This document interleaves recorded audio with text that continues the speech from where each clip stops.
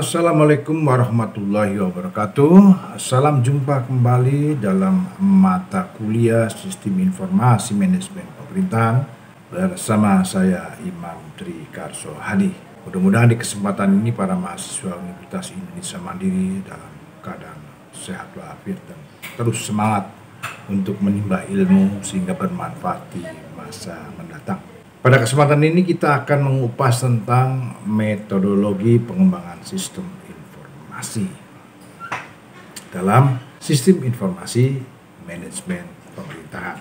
Sahabat mahasiswa, metodologi memberikan kerangka dasar dan seperangkat prosedur acuan yang bisa dilakukan dalam rangka mengembangkan sistem informasi.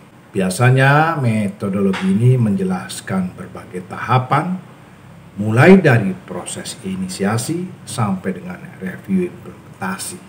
Ini tentu sangat penting bagi pelaksanaan pengembangan sistem. Dalam pelaksanaan pengembangan sistem informasi pemerintahan, metodologi biasanya meliputi yang pertama adalah menggunakan pengalaman para ahli dan pengembangan sistem sebagai referensi dan memberikan para manajer yang baru terlibat dalam proses pengembangan dengan beberapa tahapan atau langkah yang harus dilakukan. Yang kedua adalah menyediakan catatan historis proses pengembangan yang akan berguna untuk perencanaan pada masa yang akan datang dan untuk evaluasi sistem informasi.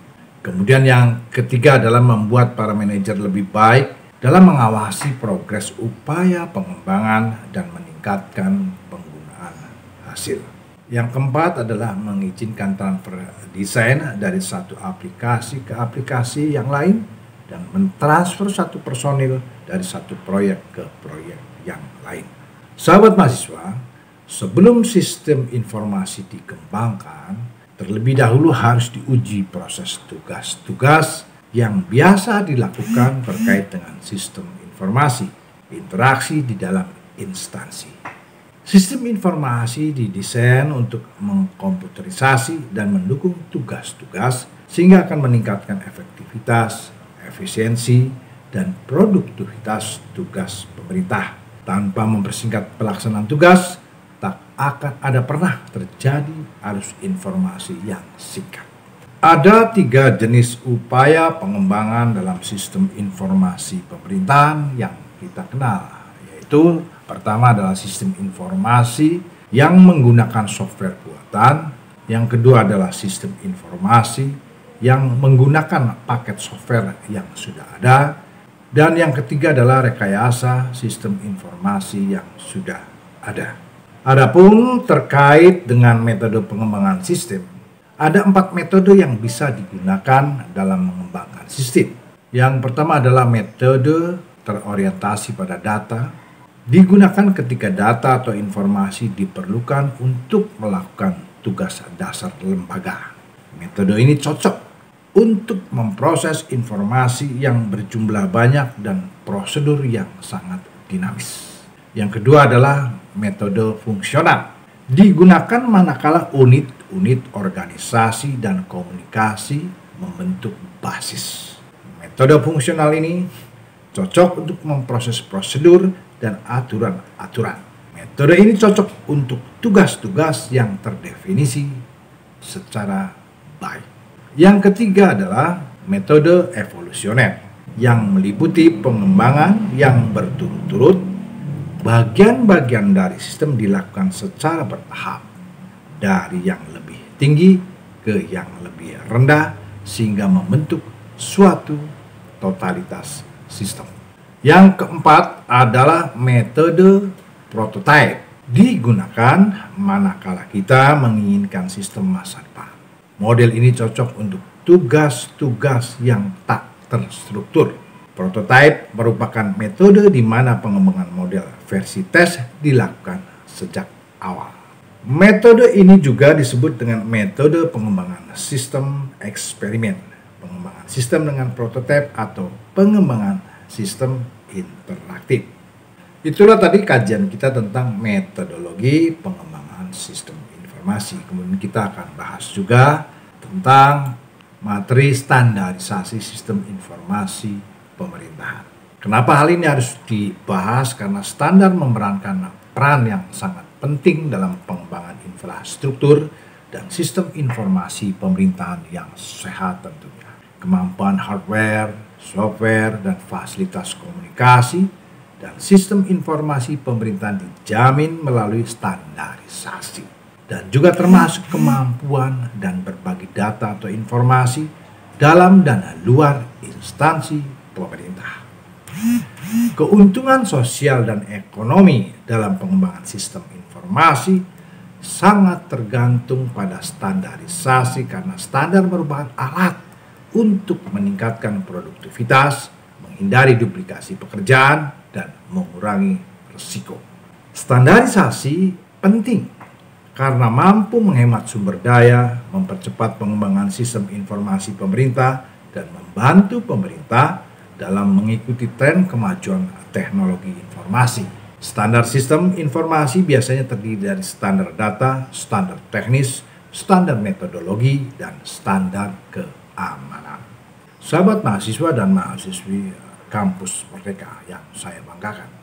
Standar data sangat membantu dalam mengurangi duplikasi dan ketidaksesuaian ketika mengumpulkan, proses, dan menyebarkan data dan menaikkan pertukaran informasi yang penting. Klasifikasi data merupakan salah satu isu penting dalam standar data. Item informasi kunci dalam penggunaannya pada sistem informasi pemerintah harus diidentifikasi tentunya.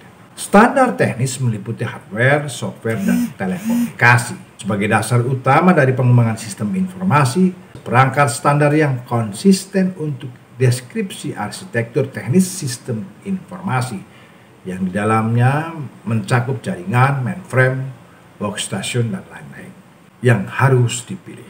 Standar hardware harus dipilih dalam rangka memfasilitasi kecocokan dan komunikasi data atau dalam sistem operasi jenis Providis dan memformat. Standar telekomunikasi dan protokol juga harus didesain dalam rangka menjamin pengembangan transmisi data internal pemerintahan dari sistem pengkabelan sampai pada interface user. Seperangkat software untuk mainframe sebagaimana juga komputer mikro, misalnya sistem manajemen database, pengelolaan data, harus dipilih dalam rangka memfasilitasi pengembangan database dan mengurangi biaya pengembangan dan pelatihan tentunya. Standar metodologi meliputi pemilihan seperangkat metodologi yang meliputi semua langkah perencanaan informasi, desain, implementasi, dan evaluasi. Misalnya, yang pertama adalah metode perencanaan sistem informasi, kedua metode desain sistem informasi, ketiga metode rekayasa software, keempat jaminan mutu dan metode pengujian, kelima metode keamanan dan pemeliharaan, dan metode penilaian kerja. Menyangkut standar keamanan, kebijakan pemerintah bisa dikeluarkan dalam rangka menetapkan dan memperbaiki tanggung jawab keamanan dalam pemerintahan. Ini akan jadi strategi berguna dalam menetapkan tahapan dalam penetapan standar. Standar keamanan harus dirumuskan dalam basis penilaian risiko. Standar ini harus menjelaskan isu keamanan dan permasalahan keamanan yang dihadapi, kepemilikan sumber daya informasi, dan perlindungan, termasuk juga tanggung jawab pelayanan pada pengguna. Pemerintah memerankan peranan penting dalam menetapkan standar informasi. Itu merupakan mandat pemerintah untuk menetapkan kebijakan dan tujuan yang jelas terkait dengan standar sistem informasi sesuai dengan bidang, situasi, dan kondisi dan proses pengembangan yang dilakukan. Itulah kira-kira materi kuliah kita pada kesempatan ini. Semoga bisa ditelaah dengan baik dan menambah wawasan para mahasiswa dan mahasiswi Universitas Indonesia Mandiri dalam mata kuliah Sistem Informasi Manajemen Pemerintahan. Wassalamualaikum warahmatullahi wabarakatuh.